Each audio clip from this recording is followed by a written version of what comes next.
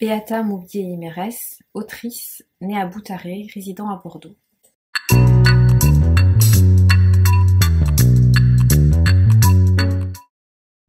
Je viens au Salon du livre d'expression populaire et de critique sociale d'Arras pour présenter deux livres.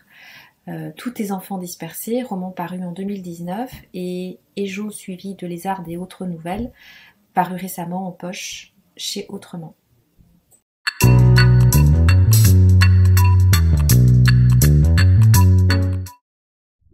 Alors pour moi qui suis originaire du continent africain et aussi d'un peuple qui a énormément souffert des clichés racistes qui ont pu lui être imposés par la société occidentale au moment de la colonisation, j'avoue que le mot de sauvage est un mot dont je me méfie énormément à cause de tout ce dont il est porteur en termes de représentation. Et je dirais que l'endroit que je trouve le plus sauvage, je dirais, de façon impitoyable et violente, est le monde des hypermarchés en période des soldes.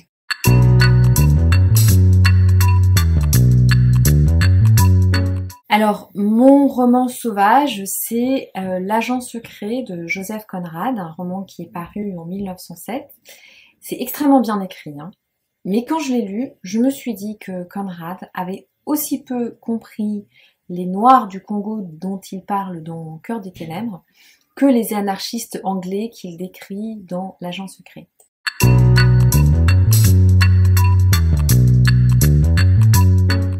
Ma musique sauvage, c'est une cassette, oui, je sais qu'il y a des jeunes qui ne savent pas ce que c'est que ce truc, qui m'a été offerte par quelqu'un d'extrêmement gentil quand je suis arrivée en France en 1994, forêt et savane africaine, en me disant comme ça, quand tu auras le mal du pays, tu pourras l'écouter. Et c'est un enregistrement qui date de la fin des années 60, avec des bruits d'animaux, de calaos rieurs et pleureurs, de lions, de touracos grinçants, de chauves-souris, de singes.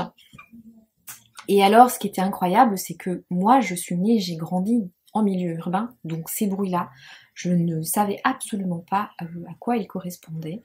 Et voilà, donc c'est une musique complètement sauvage pour moi, partie quand même d'un bon sentiment, mais aussi de beaucoup de représentations. Et oui, en Afrique, il y a des villes.